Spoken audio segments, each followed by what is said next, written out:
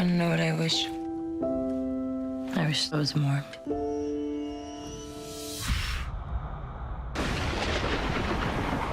Oh my God.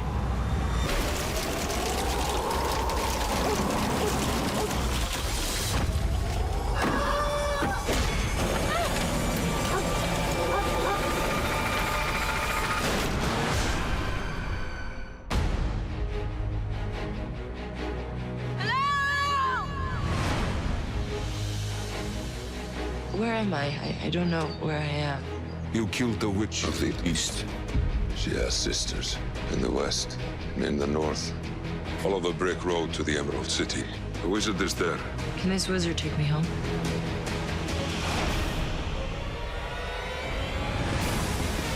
Something tore through the sky. There is talk of rebellion, of magic. There's no more magic in Oz. Find her. She doesn't come back to Emerald City. By what magic did you kill my sister? Are you a good witch or a bad witch?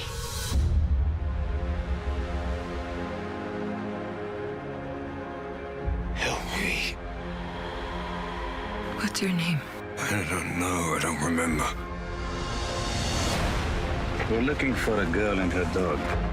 Nothing good comes from the sky. So when it does, we send it back in pieces. There's only one person I fight for since the moment we met. War is upon us. A clash of science and magic. I woke up in a place I don't belong. But then I found you. Have you asked yourself why you were brought to Oz? Are you just a girl from Kansas? Or are you more? There's a darkness here. Something wicked. Only you can stop it.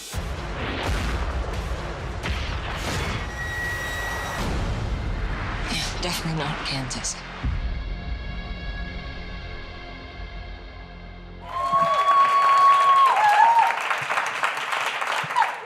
You haven't had the chance to see Emerald City yet. I have seen the first episode. It is incredible what these guys pulled off. You've never seen anything like it, especially, I think, on a major network, on television. Congratulations. Thank you.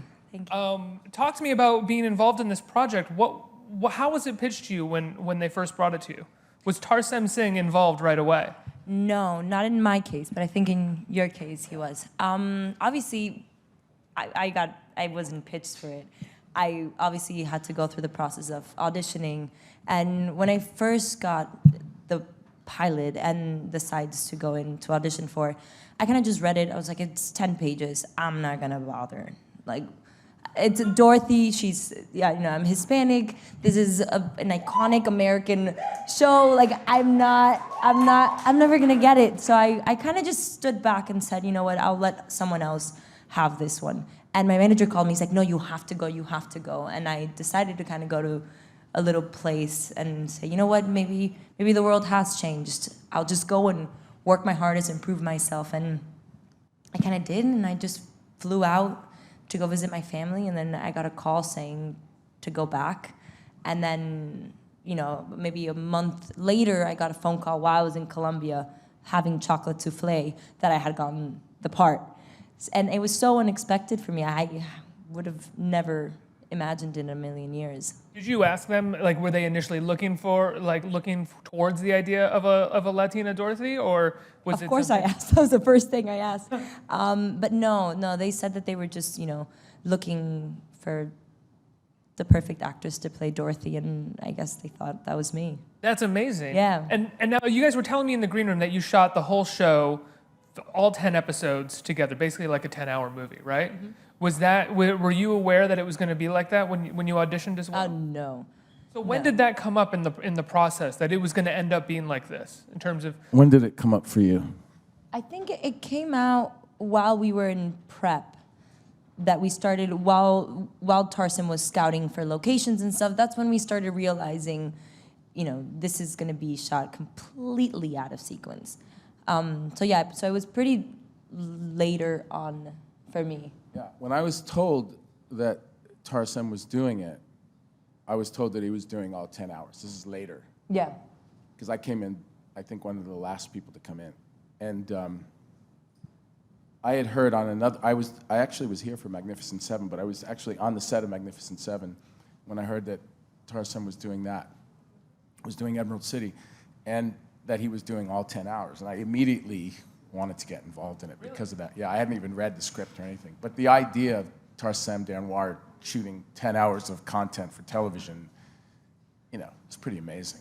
It's rare that we get like a Tarsem film. I mean, he doesn't make, in regards to the films that are more like The Cell or more like The Fall, The Cell which you were part of, it's rare that we get this. And Emerald City is so beautiful in the vein of those first two films of his. Yeah. Were you excited to sort of help him sort of bring that vision back a little bit? I was. I mean, he agreed to let me do it right away. I still had to get permission from NBC and David and Sean Cassidy and David Schulner, the showrunners, and the people over at NBC. But once they agreed, I was so excited. Yeah, we just all dove into it and worked really hard at it. It was great. What's it like working on a Tarsem Singh set? Because the visuals in the show are stunning, and most of them don't look CGI at all. They all look like fairly practical locations that you're working on. And it's because it's not CGI. We worked on real castles. Emerald City is a real city, and you could go into every single little house inside of the city.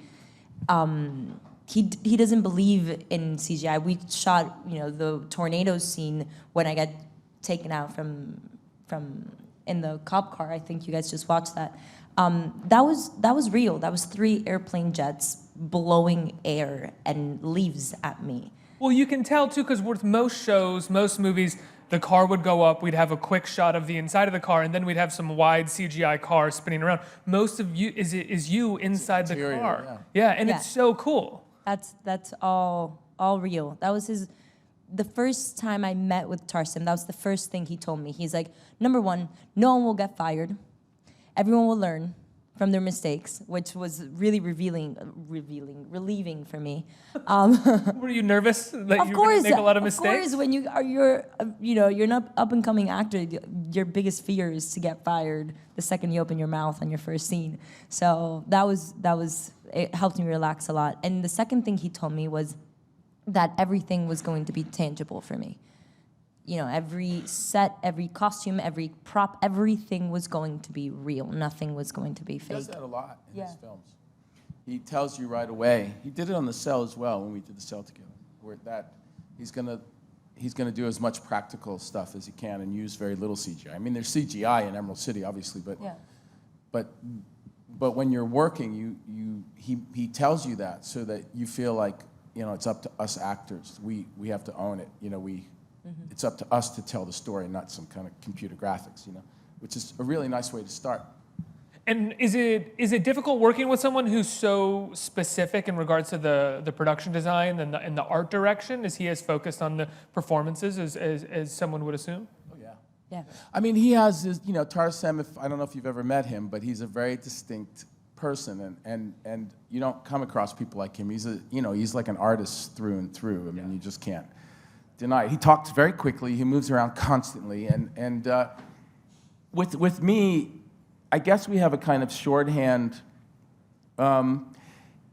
Like we'll be doing a scene, and he'll be walking around the set and saying things, and I think he's talking to me, you know, and everything that he's saying is making sense. He's just talking really quickly, and it has everything to do with the scene. But he doesn't come right out. He never comes right out and tells me what to do. He just says all this stuff, and then he leaves, and you're kind of left like, I think that's pretty amazing. You're like, that kind of works, you know. And then you just do whatever you've captured from him, and you know, that's how he directs. He's constantly got a million things going on in his mind, it seems to me. Yeah. Did he ever tell you like metaphors for stories? He would No. sometimes come up to me and just, right before a scene, he would come up and just tell me the most insane, ridiculous story. And I would honestly just stare at him. I'm like, what? What did you just say? And then he would go, action, Dorothy. And then I would just have to do whatever I had to do. And then as I was acting in the scene with my castmate, I understood the scene because of the story but he would never come up to you and tell you do this or do that, or this is your action, this is your need. He would kind of just guide you. Your psyche somehow. Yeah. It's very interesting. And then he sort of captures you in that scene, your character and you sort of figuring something out and coming to terms with something, which is just you sort of trying to understand what he said, but it versus the character. Yeah. Sometimes. Yeah. So Emerald City, the story is Dorothy, a different Dorothy, right? Can you tell the story of Emerald City for our audience? Yeah. So this version of the story is Dorothy's a nurse in Kansas, and she's going through insecurities. She has doubts. She wants to be a doctor, but has no courage, and is kind of in this limbo of finding her mother in Kansas. And because of certain events that happen, she's taken to the land of Oz. And through the journey of Oz, she meets some very wonderful people, some very evil people. Some people she can trust, some people she can't. But her ultimate goal is to get to Emerald City to meet the wonderful Wizard of Oz. And there's a lot of things that happen along the way. I cause a lot of fights in this world. One of them being the biggest war of all, which is the war between science and magic that was there before I got there, but I just kind of triggered a lot or pushed the wrong buttons. So that's the whole battle that starts happening. And the story really gets great when all these worlds start meeting. Yeah. Now, is your character, from what I could tell from the first episode, he's not a villain necessarily, but he's also not on the side of Dorothy, right? Right away? That's an interesting way to say it. He's got issues. Right. He's got some issues. He's got major issues. I mean, we took the man behind the curtain kind of idea, this guy that would project an image of him, of what he wants people to think he is on a wall, like in the original musical. We took the psychology of that, and we went deep into it, and realized that only somebody that would do something like that would have to have, issues of worthlessness and insecurity on a really grand level, and so that dictates a lot of his movement through the story and why he does what he does, and he's in the middle, like Adria was saying. He does have control of things, but it's there's always something's ready to crack all the time. And her entrance into that world, what Adria was saying, it kind of like makes everything rush to the forefront, and she kind of makes that crack bigger and bigger, and just by her being there, and so things really start to fall apart and unwind, and that's when all the drama and conflict starts in the story, because there's all these factions trying to take over. Was shooting the whole series at once rather than episode by episode and responding to ratings or to critics or anything, did it feel like it gave you a lot of freedom in terms of how deep you could go and how much you could sort of attach yourself to what you were doing as the actor with the characters? Never thought of that. Me neither, honestly. I never held back. That's what I mean. Whereas critics or ratings may hold you back or may change or force you to change or adjust. Well, we were lucky. We got to shoot all 10. All 10. And we had all 10 episodes. The same director. Yeah. Which is really rare, as you know. And also we were in Hungary, and so we were kind of just out there on our own. I mean, they really gave Tarsem the right to make this 10-hour-long story. And we never, not once nobody ever came up to me and said anything about critics or ratings or anything. Is that rare for television to not have any kind of conversations like that happening around the set? When I used to do network, back when I did Law and Order, yeah, that was around. Thanks. That was around a bit, But that was a show that, it was a new episode every week, and so there was a lot of, you were very conscious that you were on television, and it was a never-ending road. But would that put pressure? It kind of there would be meetings, you know, like, you know, like I have this idea and a way to approach a scene, because I would always change the blocking of a scene without changing the dialogue. And then to do that, I realized quickly in the first few episodes, the first season, that there was going to be meetings when you did that. Like, everybody would have to come in and decide if that's okay, and people never really heard of anybody changing blocking before, so it was kind of, you know. But you know, I was lucky that everybody was really supportive and cool, and so it worked out. But when I do Marvel, when I do Daredevil, thank you. You know, there's also, that's Marvel and Netflix are very cool about that. They not once did I ever get a note. The writing is really great, like it was on Emerald City. So it's sort of different beasts, I would think as well, like, or at least sort of what the gap that Law and Order is trying to fill is much different than the gaps that Daredevil and Emerald City and are. I just think that overall these days, that networks, as you know, have learned through streaming and digital companies, that you give projects a budget, you pay for the right people to be there, and as long as they bring it in on time, it's okay, you know, and on budget, then they let them have the freedom. It seemed to me, I mean, I wasn't there, I'm not behind the scenes with Tarsem and the producers and stuff, but as actors, I think we felt completely free. And the same on Daredevil. There's Tarsem has you in some pretty incredible scenes, at least in the episode that I saw. You're sort of rolling around in a mud pit at one point. You're getting tossed around in the tornado. All of these things visually beautiful. The mud pit itself was like an incredible painting. Yeah. What is it like when he sort of tosses you into these scenes? Well, the funny thing is that he talks to you about, you know, the sets and what is going to happen while you're filming. Probably like 3 times, but like Vincent said before, he talks so fast and he has it all. And we're gonna throw you around in a mud pit. Okay. No, okay, but there's a tree and there's this, and he has it all so specifically, like drawn and created in his brain that it's really hard for him to really articulate it to you. So you have to just learn to trust and just show up and be wowed. And that's kind of what would happen every time that I would go on set. He was like, okay, mud pit. I'm imagining a little mud pit. Right. And then I get in and it's an actual huge mud pit with a tree in the middle and a man with no skin in the middle. I'm like, what? I mean, I heard what you were saying to me, but I had no idea that this was going to be this insane. So yeah, it was. That's what's incredible about this show, I have to say, is that scene by scene, there are moments where you're just like, wow, I can't believe they let him do this. Like, I can't believe they gave him the money to do this, that they allowed this. It's so impressive and beautiful and strange. Yeah. And he was like that with the actors. I mean, Anna Olora, is that her name? Olaro. She's from Romania. She's a wonderful actress.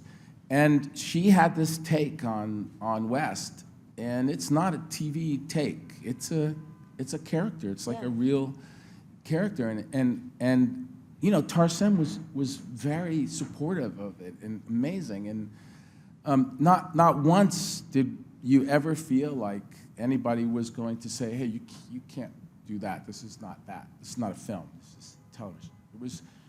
It was something new every time, and he would wait and see what we did, and he would get so excited, and he would alter his shots, like big shots sometimes. He would alter them just because we did something in the scene that he liked. You know, he was not he's very specific, like Adria was saying, but not so. He wasn't stringent. Like, he wasn't like, okay, you can't do that because it messes my shot up. He would celebrate any happy accident that happened, you know. He was also a really great listener as well.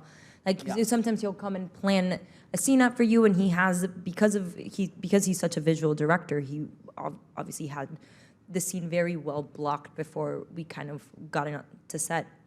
But the second that you felt something, you could just go up to him and talk to him, and he would listen to you really carefully, and then just nod his head and go.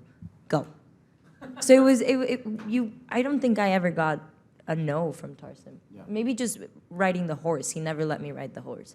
That was the one no that I got from him, and it was too dangerous. It was too dangerous. Right. Yeah. I'm going to turn it over to the audience for questions, but I'm just going to change the subject really fast. Vincent, I'd be remiss if I had you up here and never asked you a question about Full Metal Jacket in my life, because I think it's just one of the great war films. I love that film so much. Cool. And I know it's like one of your first movies that you were in. And at this point, it's iconic. Any Kubrick movie is iconic. Have you ever been able to go back and watch it? And do you see it as the sort of iconic movie that it is? Are you able to view it that way? Or is it just sort of this weird process that you were a part of? No, I've seen it once. I saw it when we were invited to see it in New York when it first came out. There was no premiere, so we were just invited to one of the first screenings we were invited to, and I see it as the beginning of my career. It's hard to look at it as a movie. It's interesting because it's in two parts, sort of. There's the boot camp stuff, and then there's the Vietnam stuff. So I remember when I saw it, I remember mostly the Vietnam stuff, Matthew's performance and Arliss and all those guys. They were so great in it. But no, I don't see it. I know it's an iconic film, and I know it's one of the best Vietnam films out there. And but no, I see it more like I'm here talking to you today because Stanley was, cool enough to trust me to do it. Thank you for indulging that. Yeah. Audiences, questions about Emerald City? Hey guys, I was wondering if either of you had done the play The Wizard of Oz or other theater growing up. I did. I was one of the puppies. You were? Yeah, in the ballet. You didn't know that? No. Yeah, I was one of the puppies. Oh, wow. Poppies, not puppies. Poppies, yeah. Sorry, poppies. Yes, I have an accent. No, I didn't do The Wizard of Oz. I did a lot of plays, not when I was a kid, but in my very late teens and early 20s, I started doing theater. That's when I started doing theater. And I still do theater. Yeah. Next question. Hi, I have a question for Mr. D'Onofrio. Yes? A lot of the roles and projects that you're a part of, there's a tinge or maybe more than a tinge of darkness involved with either the characters Really? or the subject matter. I want to know, what is it about that attracts you to the project or the character, and why do you think you excel at it so well? It's just so boring to play normal parts. I just did it. It was so boring. Jesus, I won't tell you what I did, but I played this part where I play this, like, the moral compass of the story, and it's like, oh, I wanted to kill myself. I was so frickin' bored. I was like, who do I strangle? Like, when do I get to turn, Well, the villain is the villain or an immoral person is so often a series of moments for an actor. You get a series of great moments. Yeah, but yes, true. And that's always fun, because that's like the heightened reality great thing about it. But it's also,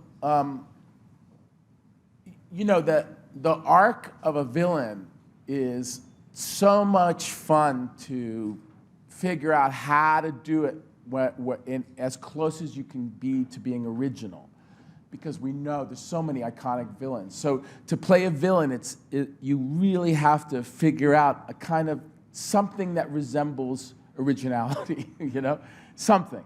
And so that's the most fun to me, because I watch guys. We have some of the best leading men around right now. Like, there were great leading men in the 60s and 70s. There's some great leading men around right now. I love them. And I love to work with them and watch them work.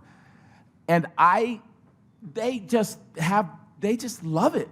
And, that's their job, I have this other job. I just consider it. Like, I loved playing someone normal.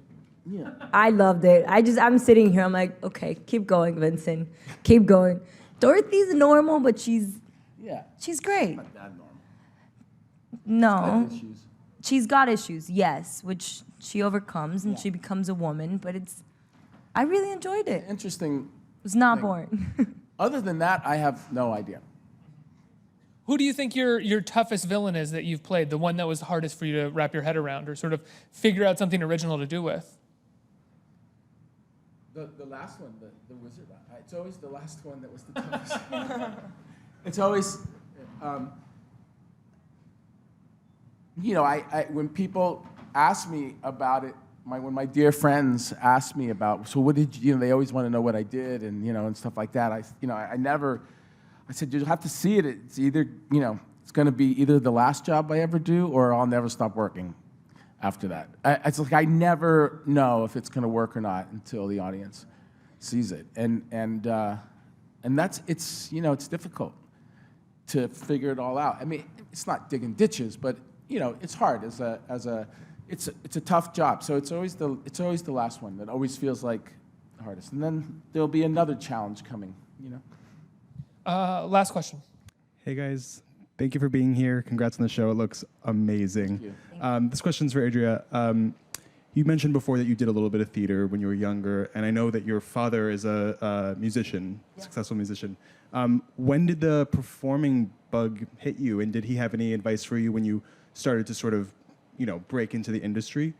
Yeah, he's been really involved with my career. I'm really thankful for my daddy.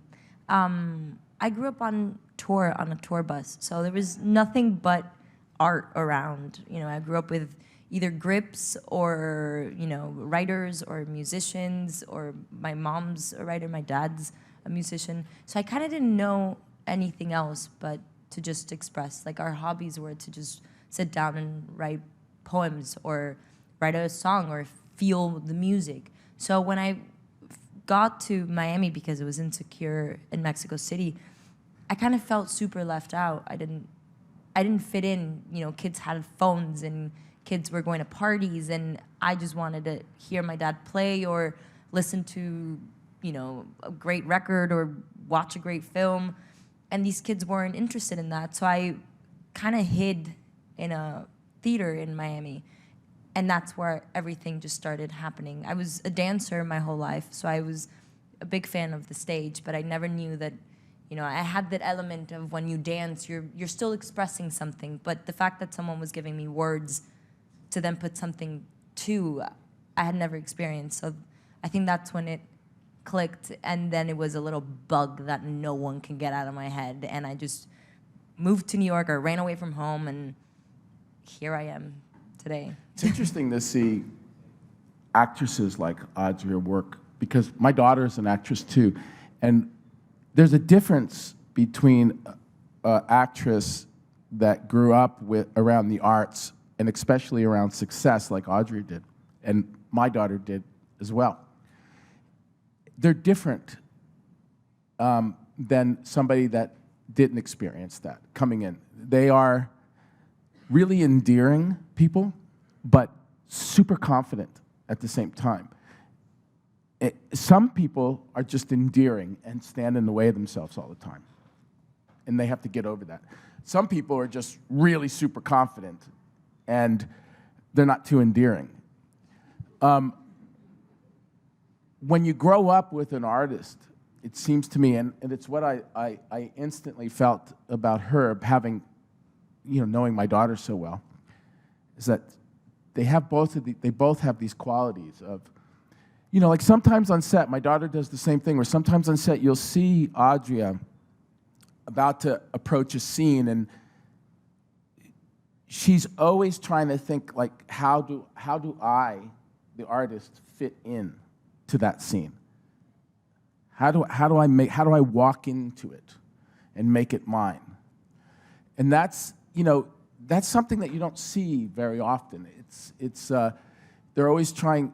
People that don't grow up around success, the success of other artists, they don't have that quality. Their first thing is to pretend, rather than bring themselves into it, into a circumstance. They pretend first. They have to learn to not pretend and bring themselves into it. Actresses like Adria and my daughter Layla, they know that. They've seen it their whole lives, because they know their father, and they know their father on stage, and he brings himself into his performance, regardless of the task at hand. And so they know that. It's just they have to experience it again and again, and you see them thinking it on set. You see it happening. It's very interesting stuff. I don't know, did that bother you that I went on about it? Was that something that you had to learn as a young actor? Sort of learn how to bring yourself to your characters and your parts and your performances? Yes, I mean, I was very lucky to have very good teachers. You know, I toured with the company for 3.5 years, all doing colleges. We would do plays back to back. We would do Chekhov and Tennessee Williams back to back. I was with the American Stanislavski Theater Company, and that's a very particular way of acting. And then I was taught by a woman at Actors Studio named Sharon Chatton, who's a very method actress. And through the Stanislavski system, and you never pretend. Through method, which is also rooted in Stanislavski, you never pretend. You always put yourself in the circumstance of the character, always. And then when you find your niche, like I did as far as character acting, this is probably super boring for everybody, but you asked. Boring for everybody. It's really fascinating to me. Sorry. He asked. So when you find your niche, like character acting like me, you put yourself, I put Vincent into the circumstance of the character, into the story. And then I pile on character traits like juggling balls. Like, you know, you can juggle 1 ball, 2 balls, or you can keep 5 balls in the air, 5 balls in the air while the camera is rolling. And that's like a voice, a posture, reaction, action, dialogue. You know, it's, and ticks and everything, every choice is another ball. But the root of it is you. The core, the emotional response, or the sort of whatever that emotional core is always going to be you. Always you. Yeah. Because you're the one reacting, right? Yes. And if it needs to come out organic, it needs to come from. And the best ones are the ones that can do that. Yeah. Right here. Boom. Yeah. Guys, thank you so much for talking to me. I have to let you go. Emerald City premieres this Friday, right? At 9 o'clock. It's unbelievable. Congratulations, guys. See it. Watch the show.